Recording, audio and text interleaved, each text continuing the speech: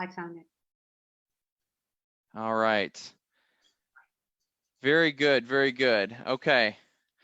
We have about 27 people on the webinar right now. We have a lot of people watching on Facebook. And the topic this evening is, I'll let you, Janice, talk about the topic and introduce our speakers. And I would like to start this event with a prayer. And so would any of our panelists like to volunteer to start the prayer for tonight? Sure. If not, would you like to? Okay, go ahead.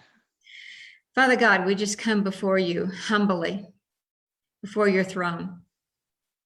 And we thank you that we can do so through the name and the blood of Jesus. And Father God, you know the situation in our country right now. You have seen this and you continue to see it. But Father God, you are the only one that can truly make the difference. You are the only one. Father, we are your hands, your feet, and your mouth, but you are our guidance. Be with us, Father. Give us your wisdom. Give us your strength.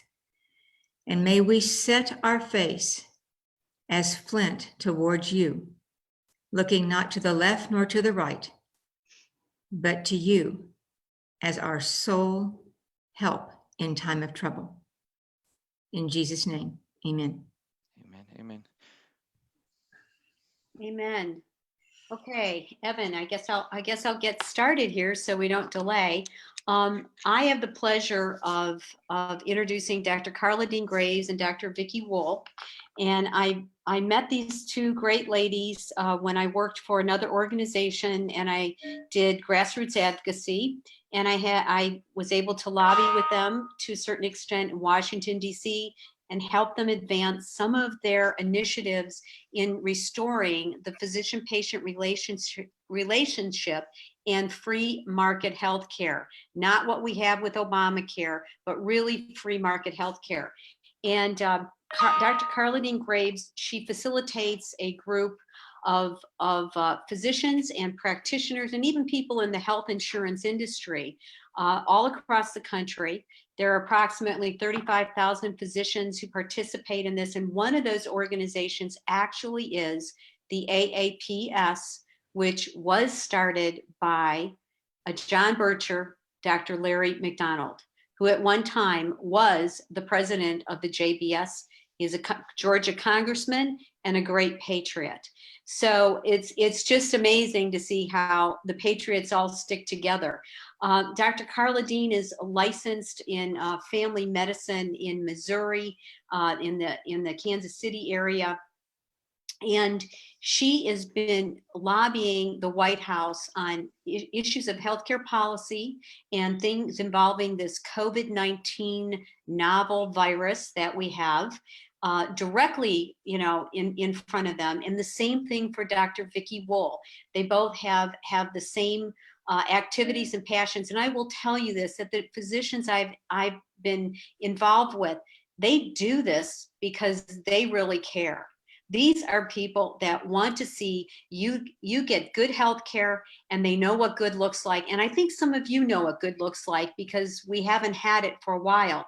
They do these activities at their own expense. They are really, truly sacrificing individuals. Dr.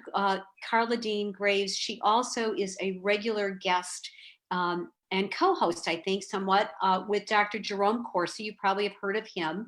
And she has interviewed quite a few very important people to expose what's going on with this virus. Dr. Vicki Wool, she has, besides having an MD, she also has a master's in public health and epidemiology and had worked toward actually a PhD in that at one time. But, she ended up coming back to the United States. She might expound a little bit about her experience being in Venezuela as the country was being overtaken by the communists. They call them socialists, but we all know that they're really communists. And Dr.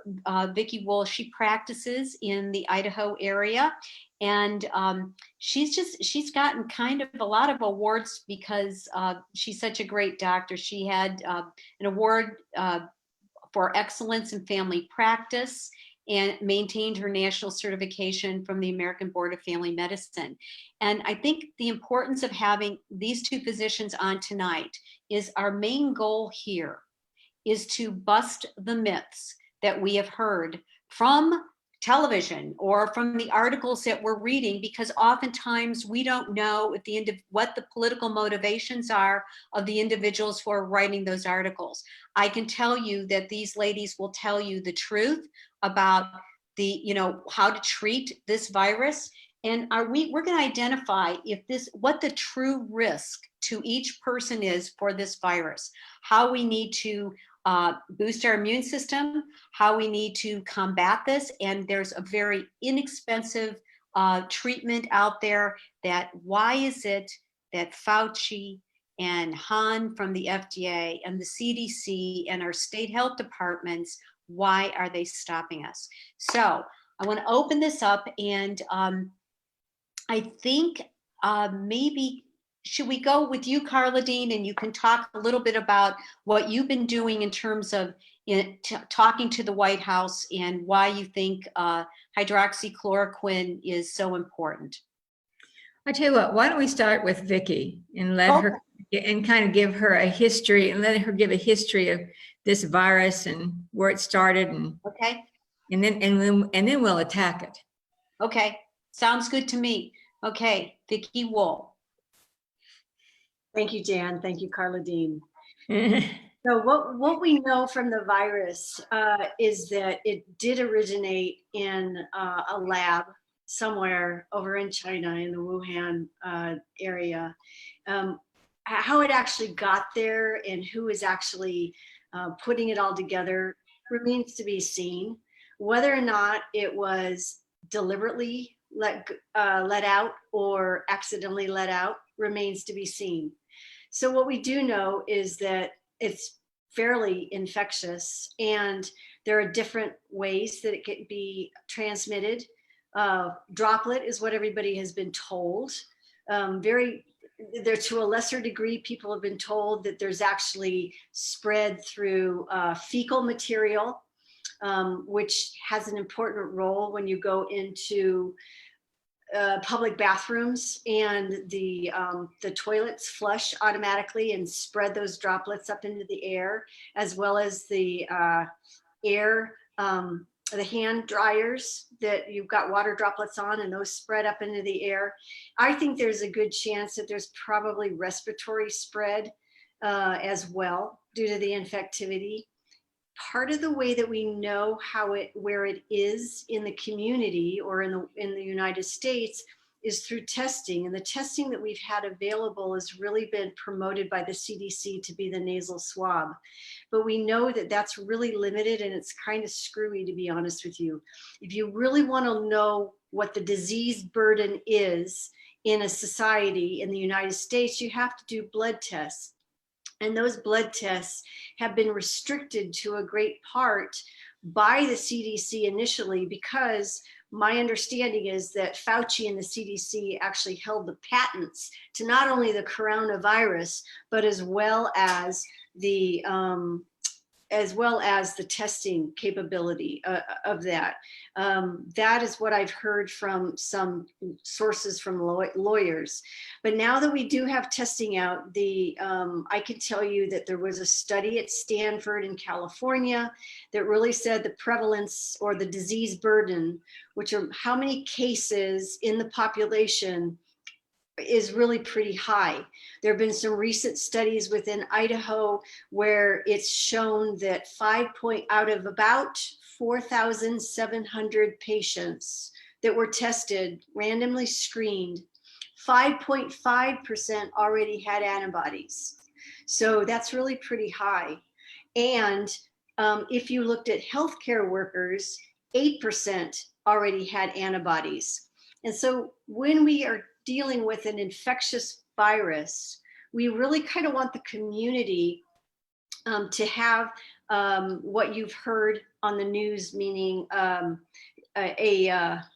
just spacing on the word, an immunity, a herd immunity, if you will, so that there isn't any rampant spreading of it, of about 80%. Those are what some of the models say. So we're already at about 8% for healthcare workers just in our little state of Idaho.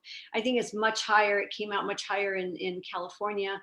And then we know that there are some hot spots such as New York, New Jersey, Florida, Louisiana, that there's a little bit higher transmission. So I can get into some of the pathology if you want, Jan. I don't know where you'd like to go. Sorry about that. I had to unmute. Yeah, that could be interesting, but really quick, as you're talking about the statistics, there is somebody that just asked a question about, is the death count being exaggerated and why? Well, I can tell you, yes, I can tell you yes. So the whole thing about statistics, what I want you to start asking questions. I want you to, or we all want you to start really kind of understanding what the whole thing is. So let me go back to Idaho again. So I'm going to tell you that in Idaho, we officially have about 2,100 cases, okay? 2,100 cases. And we've had 64 deaths as of a couple days ago. So every death is important, and I'm not trying to minimize it. It really is, serious.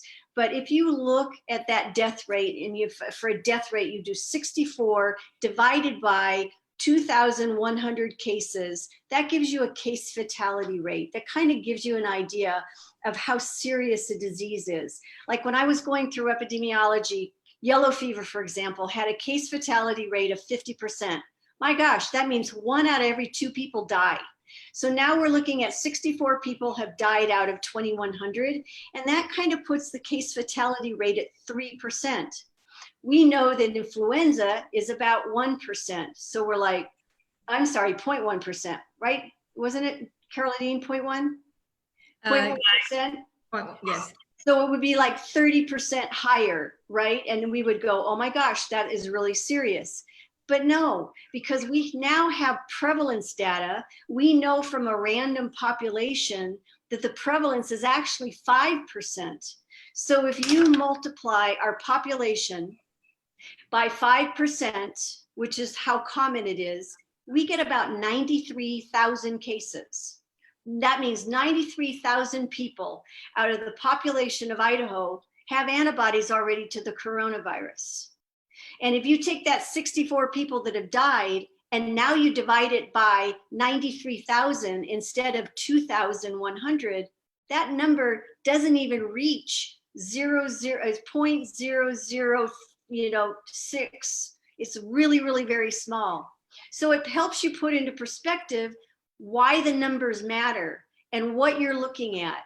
So if you just look at the numbers dead, it's not good. So you have to look at it through a population. That's excellent. And I think you somewhat said that obviously it could be exaggerated because we don't know what numbers to look at. We're not trained in that. We're just listening to the people that are feeding us on a daily basis. And go ahead. And you're right. I didn't answer the second part of that question. So people have been instructed that even if you don't have a positive nasal swab, if they're in the hospital and dying of pneumonia, they are attributing it to coronavirus. So, and that definitely skews the statistics to more deaths, right? Well, we know every year that people die of pneumonia. We know people die of heart attacks. We know people die of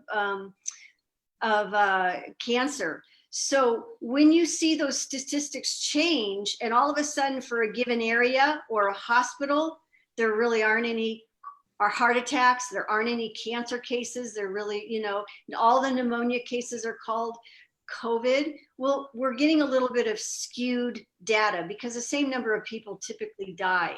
So that's a question to ask. We need a retrospective study to go back into those hospitals to review some charts and actually say, what is the true percentage of people that have actually died from coronavirus? But you know what? People don't have to die from coronavirus to the great extent. And Karladine, feel free to comment. Well, thank you. I just wanted to say something about the PCR also, because it's a polymerized chain reaction test. And we have to realize that when we have this test, actually, after about 11 days, our upper airway clears that virus. And that virus decides that it wants to live someplace else. And sometimes that's down into the lungs, and sometimes that's down into the the gastrointestinal as well. And we have these little things called ACE2s, and that, of course, the virus is attracted to those. But we know that that PCR test is about 30% false negatives. We also know that the PCR test that they first came out with put us behind. It delayed actually treatment. And it delayed it for several weeks. And then we know that after they put the test out, that is they, meaning the CDC, they put it out mainly in those areas like Washington State and California. And those, unfortunately, were giving erroneous results. And most of those had to be recalled. And so that put us another week or two behind. So actually, the CDC has mishandled the coronavirus episode ever since, even before it came to our shores, because they knew it was going to be coming because of intelligence that actually told them back in November. But everybody was too busy impeaching a president to pay any attention. They were more concerned about Trump than they were a coronavirus. And then when we did finally have it hit the shore, then unfortunately, we were way behind the rest of the world. Consequently, I think that more people were more severely ill and died who would not probably had to have. Now, let's move on to the treatment. And you would think that I was going to tell you about heroin or cocaine. And that I'm telling you something that's extremely dangerous, just horrible. And I would be absolutely someone that's probably one of these way far out doctors just to even tell you about this. But I'm going to anyway. And the name of it is hydroxychloroquine. Oh my gosh. If you want to get a pharmacist to jump over the counter at your prescription, take in a hydroxychloroquine, because they're going to look at you like you just came off of the planet Mars. No, hydroxychloroquine was first discovered in 1934. Actually, it was chloroquine. And then later on came hydroxychloroquine because we wanted something that was a little bit less toxic from the standpoint of there's some side effects and there probably are more bad dreams with chloroquine and so on and so forth. And you hear about the AMA, the American Medical Association, and the CDC and the FDA. Oh my gosh, you take this medication and you could have a prolonged QT interval. Well, my goodness, it sounds like you take one of those tablets and just keel over dead right then and there. That's not the case. There are some people who have a genetically condition that does predispose them to a problem with the QT interval. In other words, a heart block. That's basically what it amounts to. we can talk about these QT intervals and people have no idea what you're talking about. Well, it's like a heart block. And so, yes, it can produce something of that nature, but they're very, very rare. In fact, for years, the rheumatologist and the Lupus Foundation, they have used hydroxychloroquine for lupus and for things like rheumatoid arthritis. And had they been proven? Had they gone through testing for that? No. It was tested and it was approved for malaria and the prevention of malaria. Every troop that goes over from our country goes over to a malaria state, they have hydroxychloroquine, and God forbid they haven't had an EKG prior to going. And God forbid, I don't think we've had one death from hydroxychloroquine in all of the military for many, many years that we have sent our men and women overseas. Now, hydroxychloroquine is safe, it's efficient, but there's a little secret that everybody needs to know about hydroxychloroquine. It's cheap.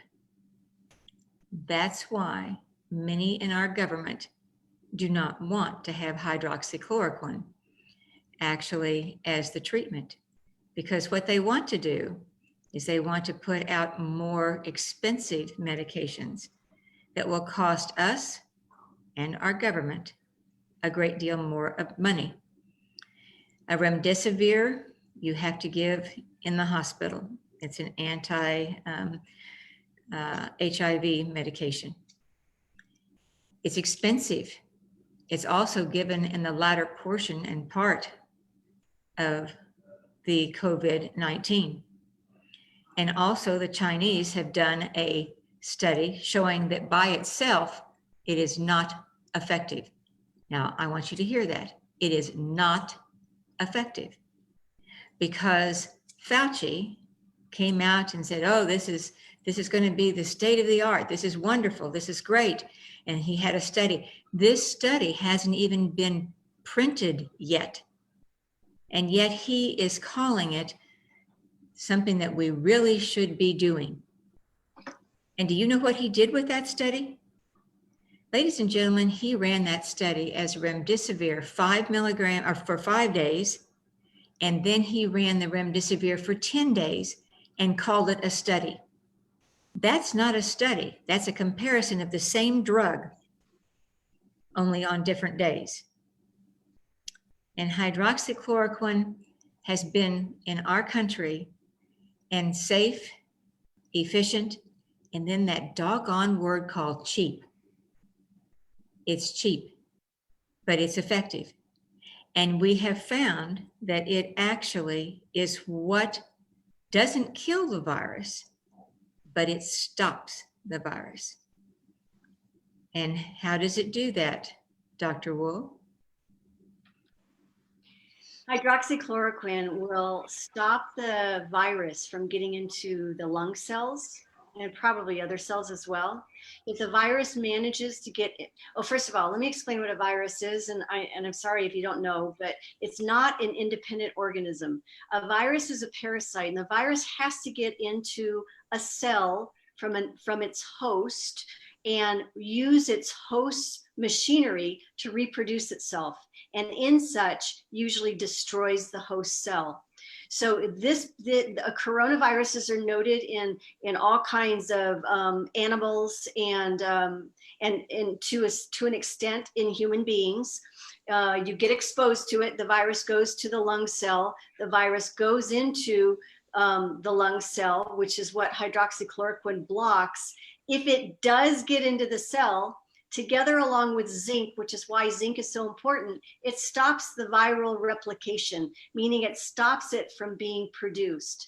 So you may still have the virus on board, and your body then, if you've got the hydroxychloroquine on board, recognizes the foreign agent and is able to create your own defense team in terms of in terms of antibodies to prevent to fight it. So you actually develop a healthier response with the hydroxychloroquine on board.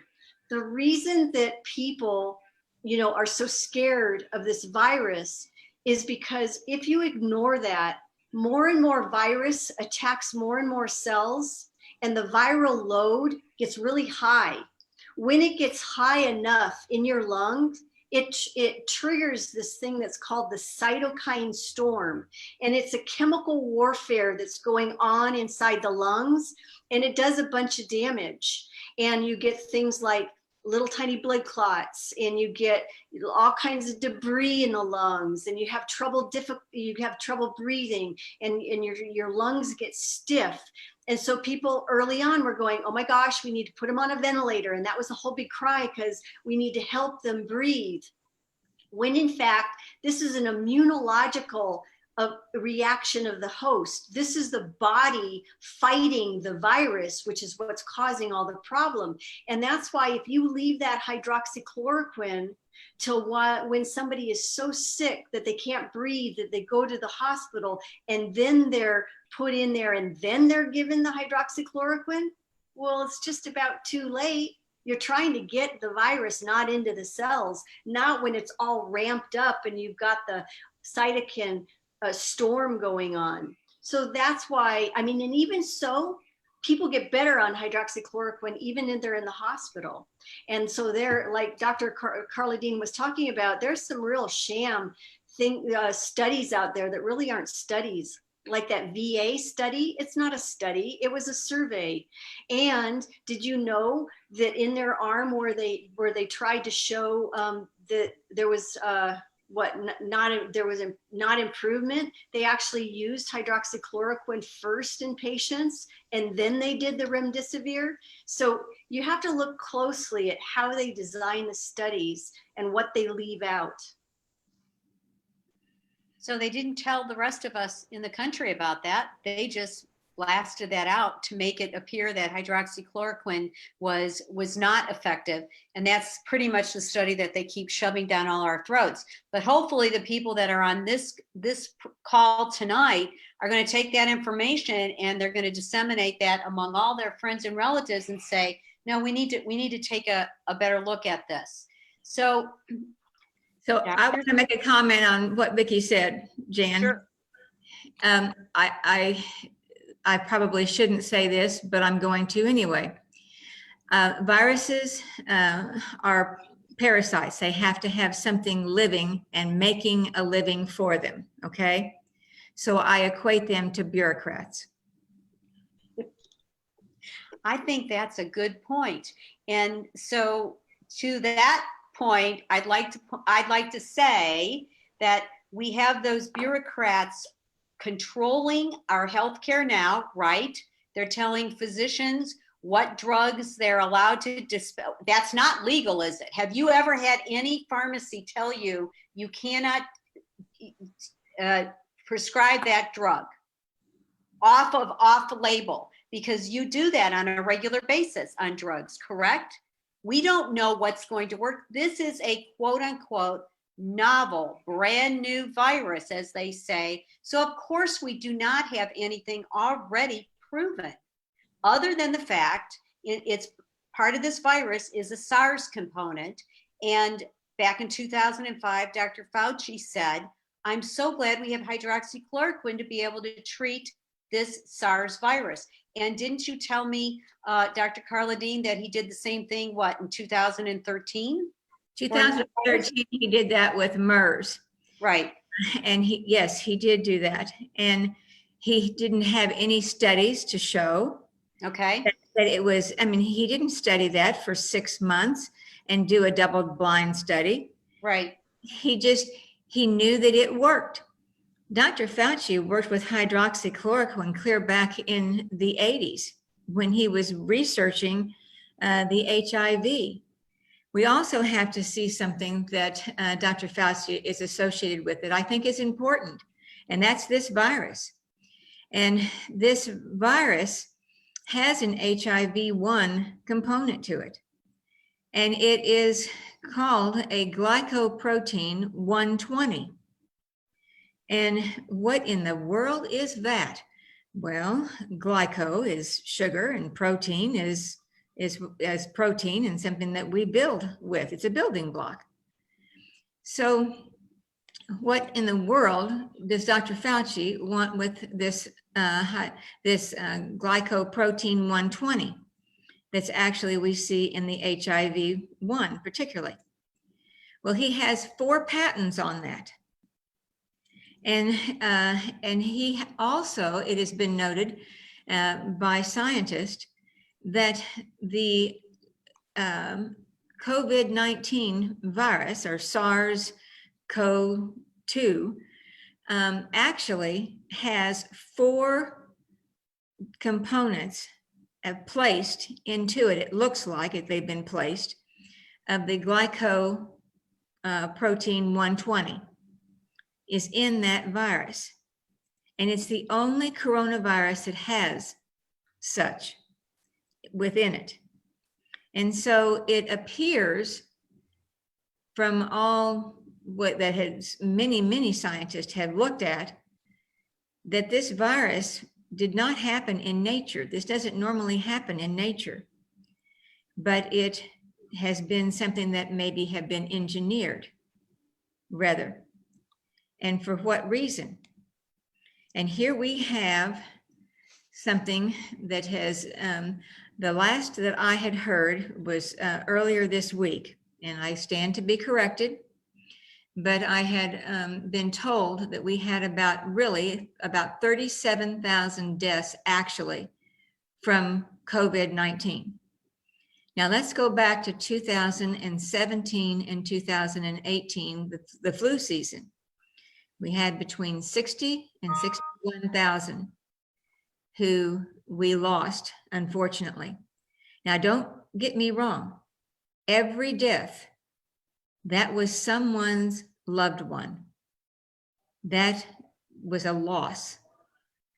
And as far as I'm concerned, many of these people who are very sick or who have died, they've died needlessly.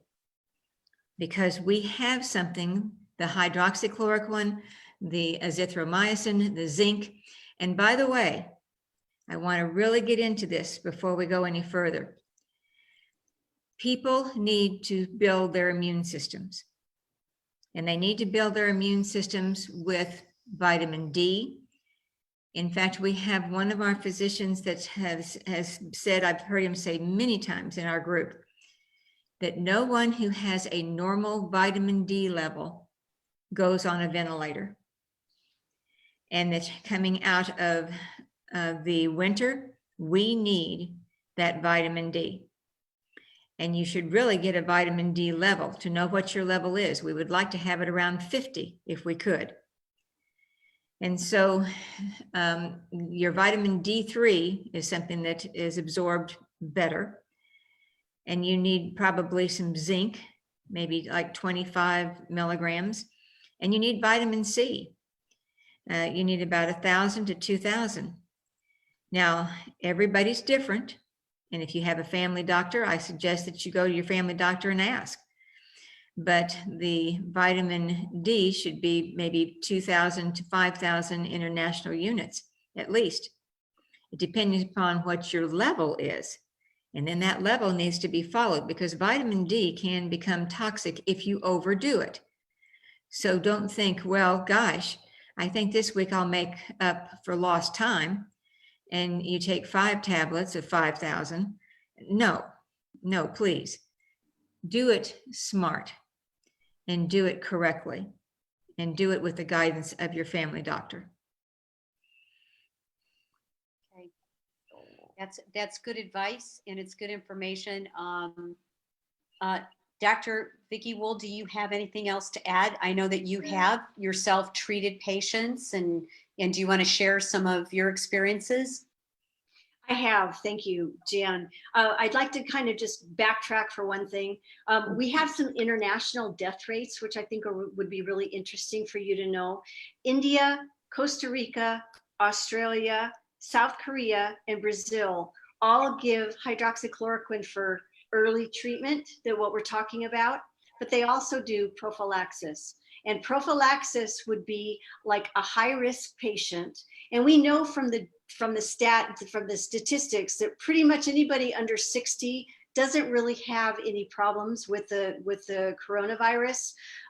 There are always exceptions, right? Immunocompromised and super sick and super high risk. But in general, if you're under 55, you're not going to really you're going to recover from it probably just fine, unless you're sick anyway. Now, over that's where the higher risk comes out. So what India and some of these other countries that I just mentioned, they're doing is they're giving hydroxychloroquine prophylactically, meaning that in India, for example, of their 1.3 or 1.4 billion people, every single healthcare worker is on hydroxychloroquine. We're not talking a lot of pills. I mean, our protocol in the United States, we've suggested, is 1 pill a week. This is not a lot. India is actually a little bit higher. They're doing 1 pill twice a day for 5 days, which would be 200 milligrams.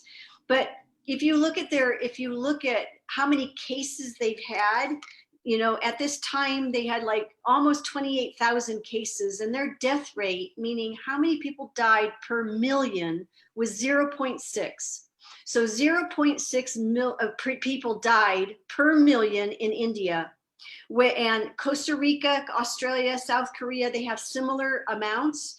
In the United States, because we do not allow it prophylactically, in a lot of different states, it is prohibited to give even early. You've heard about the governors that are making these unilateral decisions through the State Board of Pharmacies and saying, no, you cannot give hydroxychloroquine only if they're hospitalized. And I already just told you why you don't want to give it when they're hospitalized. You want to have it on board early, and you want to have it in your high-risk groups, family members and people that are maybe older folks, and as well as healthcare workers. So I just got done. India, 0.6 per million. The United States, 167 per million. I mean, my goodness gracious. It's incredibly high. Now that article came out of the AAPS online. So the Association of American Physicians and Surgeons, you can find the nice little chart that shows the death rates, the mortality rates on that. And then the second part of the question, Jan, that you just asked me was going. Well, your experience as in treating your patients and what you have seen. I mean, because people don't get a chance to hear this from the physicians who are really working in the field. They're just listening to some of these docs who are really non-clinicians. Yeah, thank you. I'm sorry. So yes, me and some of my colleagues, there was a 67-year-old smoker, had a horrible cough. He was short of breath. He wouldn't come back from California. We got it in California, came back to the clinic, probably should have been hospitalized, put on hydroxychloroquine, zinc, and azithromycin, turned on a dime. A smoker, 67, right? We've got another one that was an asthmatic female, really bad asthma, pneumonia, should have been hospitalized. She just said, no, I can't. She was having trouble saying 3 words in a line. I mean, she couldn't even get her breath out. Put on the hydroxychloroquine, azithromycin, and zinc, turned on a dime. By 24 hours, she wasn't 100% better, but she had continued to get better. So there are so many cases and stories like this, even worldwide. Dr. Karladine and I were on a call with Brazilian researchers. They're having the same success. Brazil is using preventative and early treatment. So there are so many anecdotal stories. There's a physician in Texas that treated his, older folks home. Nursing home? Yeah, nursing home. I'm sorry. He treated all of them with hydroxychloroquine at a low dose, and nobody died. Nobody had to be hospitalized.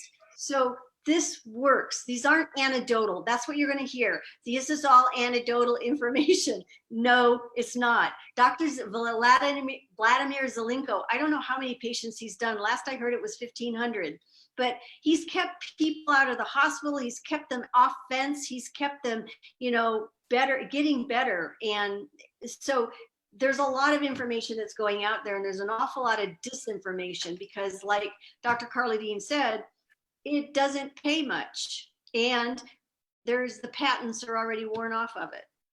So Vicki and Karladine, I keep hearing that, and I read this and I hear it. They say there's really no proof this works. So you guys have right now disproved that statement because nobody's listening to the physicians who are treating people.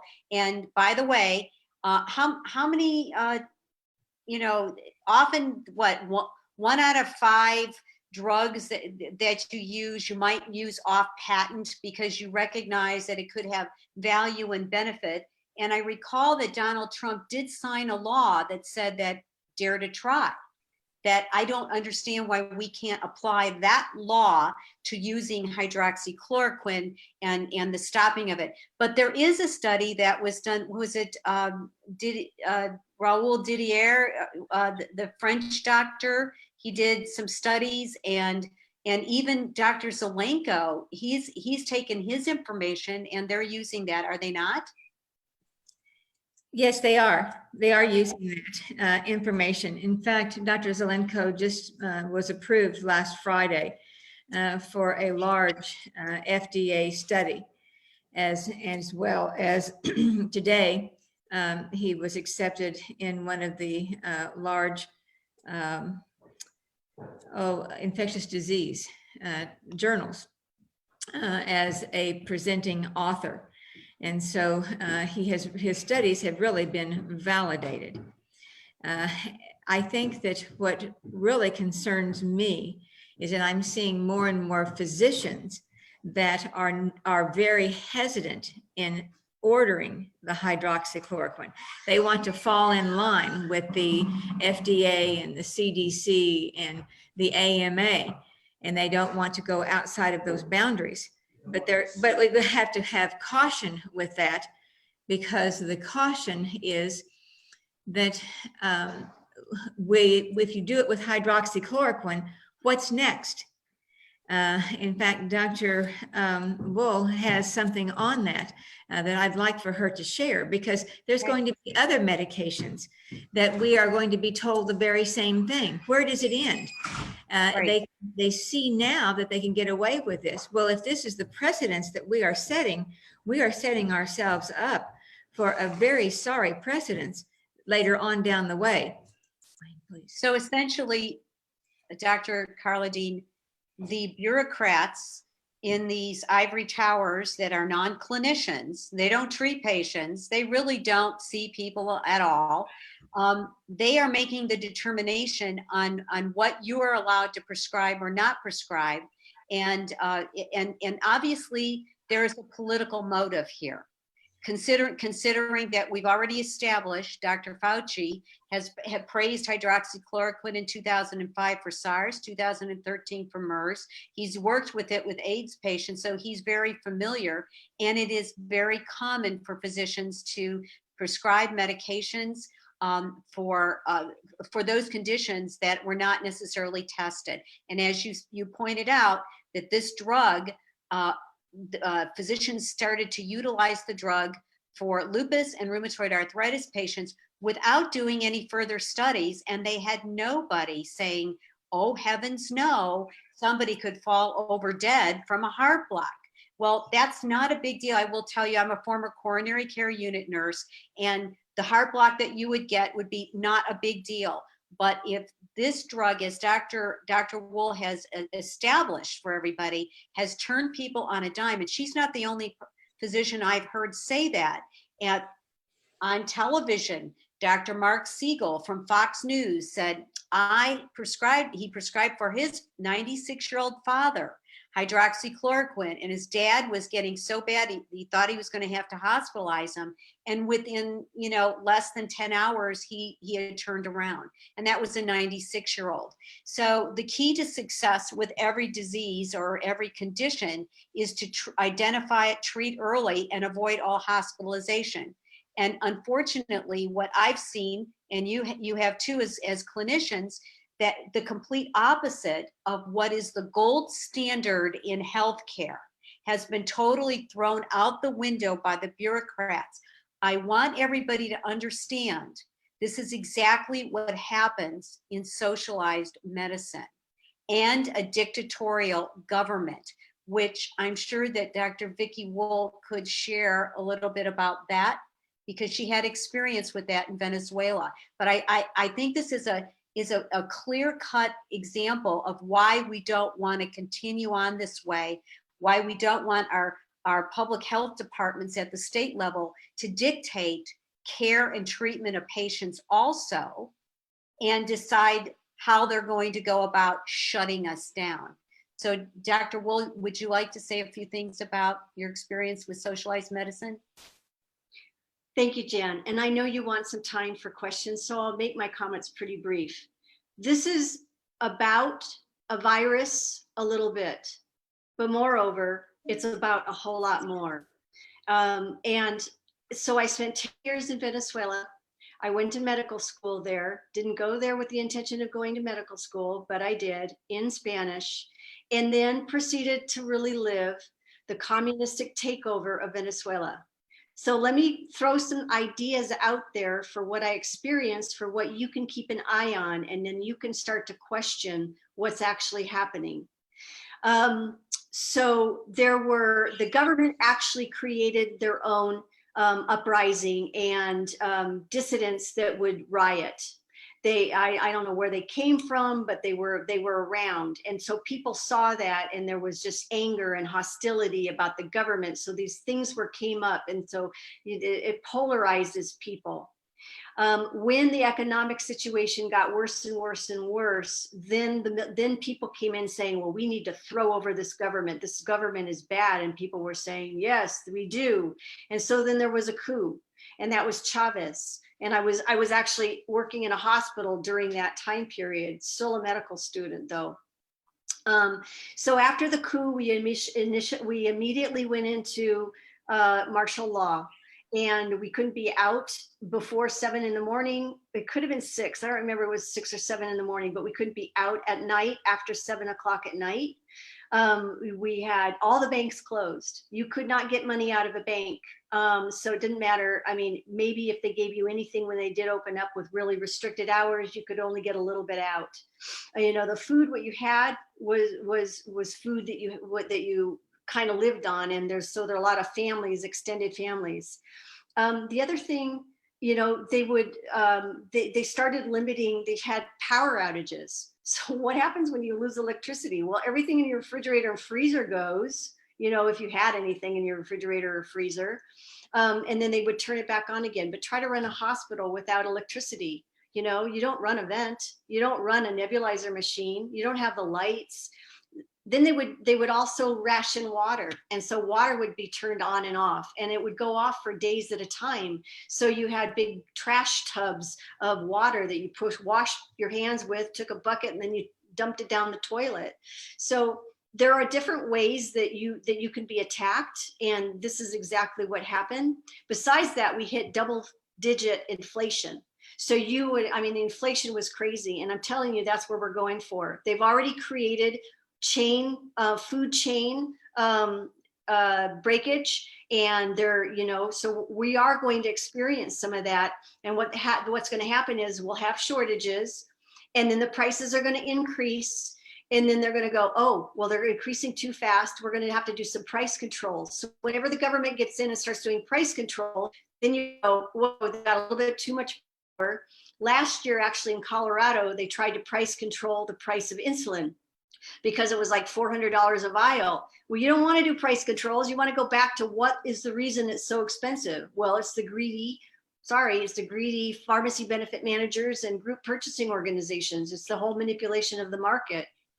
So then the double-digit inflation, the restriction, we used to have 2 tiers of medicine where you could go private and you could go public.